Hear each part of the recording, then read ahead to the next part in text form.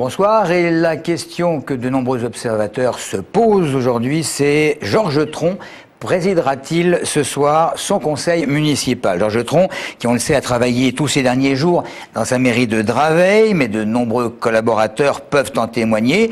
Et d'ailleurs hier soir, il présidait le conseil d'agglomération Sénart-Valsenne. Reste que depuis que des plaintes en harcèlement ont été déposées à son encontre, certains de ses opposants ne cessent de demander son départ. Et une élue du MODEM, leader d'une association, exige la mise sous tutelle de la mairie en organisant une petite manifestation en tant que citoyenne et femme, assure-t-elle, qui aurait subi des gestes équivoques du maire. Cela dit, du côté des soutiens de Georges Tron, on estime qu'il s'agit d'une personne qui s'oppose tout simplement à la municipalité pour un problème immobilier. Les Corréziens ont beaucoup souffert de la sécheresse et les éleveurs subissent ce qu'on pourrait qualifier de double préjudice puisque certains agriculteurs en profitent en n'hésitant pas à leur vendre de la paille quasi le double des prix habituels. En Essonne, les céréaliers ont décidé de soutenir ceux qui sont dans le besoin et leur donnent un véritable coup de main à ces Corréziens en leur vendant leur production bien moins chère. Il faut savoir que les Corréziens n'ont aucune réserve pour les mois qui viennent. Les handicapés, ils sont à la fête en ce moment dans le département, si l'on peut dire. L'opération Main dans la main va se prolonger encore jusqu'à la fin de la semaine prochaine. Chaque jour, les associations ont organisé un événement, une grande rando motorisée, aura d'ailleurs lieu demain samedi à Chamarande. Et ce matin, Christophe Garnier s'est rendu à un handicafé, c'était à Évry, une sorte de forum pour l'emploi. C'est simplement en fait au niveau du fauteuil, du bureau, qui doit être suffisamment confortable pour moi. Depuis un accident qui a touché sa colonne vertébrale, Sylvie peine à rester assise trop longtemps. Mais il est toujours difficile d'annoncer à un employeur potentiel qu'on est handicapé. Le problème ne se pose tout simplement pas dans ces handicapés.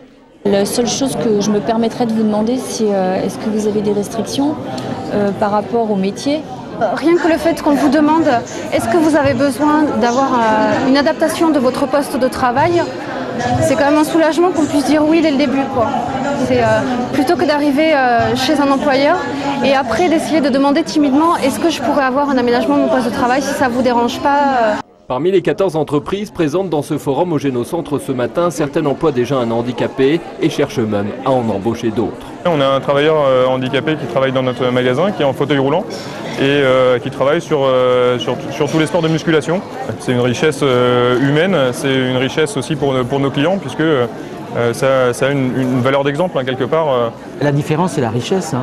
Vous savez, une entreprise, en fin de compte, elle a deux façons de fonctionner pour gagner de l'argent. Soit elle fabrique du volume et elle vend beaucoup, à pas cher, et elle gagne un peu d'argent parce qu'elle écrase sa concurrence. Soit elle fabrique des produits qui sont différents des autres. Et un progrès de civilisation, c'est une civilisation qui prend chacun comme il est, avec tout son potentiel, et toutes les personnes, quelle que soit leur situation, ont du potentiel. Toutes les associations devraient être consultées dès le mois de septembre prochain par le Conseil général pour l'élaboration du futur schéma départemental du handicap.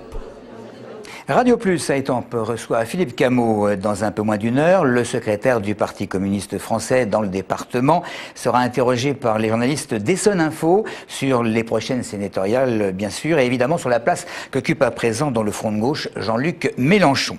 Dans toute la France, demain, manifestation des motards en colère. C'est une puissante fédération qui n'est pas du tout satisfaite des récentes propositions du comité interministériel de la sécurité routière et la fédération qui estime que les pouvoirs publics pratiquent la répression aveugle et le racket permanent et pas assez la formation, la prévention et la responsabilisation des usagers de la route. Les usagers de la route essonniens, solidaires et qui se préparent à rejoindre le cortège parisien demain après-midi en se rassemblant sur le parking de la préfecture d'Évry.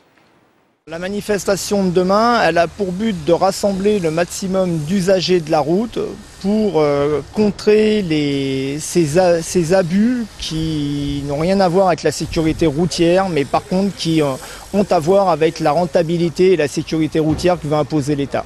Ce que nous demandons, c'est le partage de la route, la formation des gens afin que tout le monde puisse, tous les usagers de la route puissent œuvrer en toute sécurité sur la route et partager la route.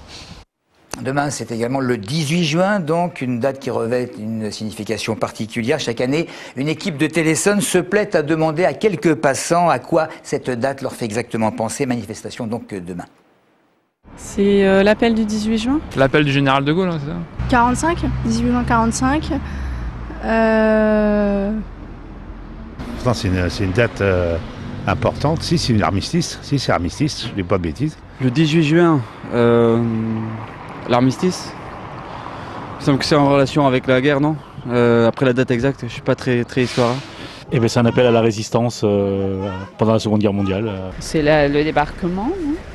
C'est dans une des deux guerres. Je mets l'appel pour tous les pays à se mettre en guerre contre les Allemands et enfin, il me semble que c'est ça. C'était un appel à la résistance pour pas se laisser pour le rejoindre en Angleterre et puis résister aux Allemands. Quoi. Bien, il appelait tous les Français à la résistance et à pas se coucher devant l'envahisseur qui envahissait la France à cette époque-là. J'appelle tous les Français, les armées de terre, de mer à résister, la bataille n'est pas finie et compagnie. Et lorsque je parlais de manifestations, je voulais parler des célébrations dans de nombreuses communes de l'Essonne, comme à Sainte-Geneviève-des-Bois, donc à l'occasion de cet appel historique à refuser le départ et à poursuivre le combat, à refuser bien sûr la défaite. Des fouilles ce week-end. Le site archéologique d'Étiolles, d'habitude fermé au public, ouvre ses portes aux curieux pour fêter ses 40 ans. Au programme visite de chantier, apprentissage des techniques de fouilles, bien sûr, de chasse, de feu. Tous les ans, au mois de juin, des archéologues travaillent sur place à la recherche d'objets de l'époque magdalénienne et Claire Colombel les a rencontrés.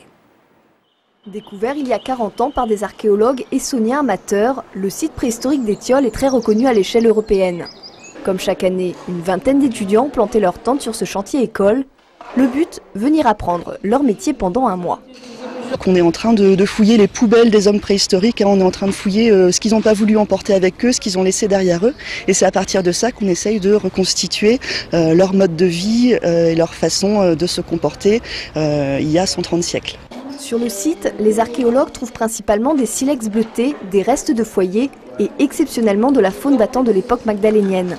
Avant de numéroter, étudier et conserver les objets trouvés, il faut avec minutie les déterrer. Ça va des méthodes plus physiques, sportives si je puis dire, avec la pelle, la houe, jusqu'à, dès qu'on trouve des pièces, jusqu'à des méthodes beaucoup plus fines, avec des tout petits grattoirs de dentiste. Et là, on balaye, on nettoie, on enlève des pellicules de sédiments, parce qu'il est important que tous les vestiges qu'on trouve restent en place. Les fouilles archéologiques demandent du temps et de la patience, puisque pour ratisser cette zone, il aura fallu 9 ans. Chaque pièce est ensuite étudiée pendant plusieurs mois pour savoir de quoi il s'agit, d'où elle vient et à quoi elle servait. Vu la richesse du sol et des découvertes enregistrées, les archéologues espèrent bien exploiter ce site encore plusieurs années.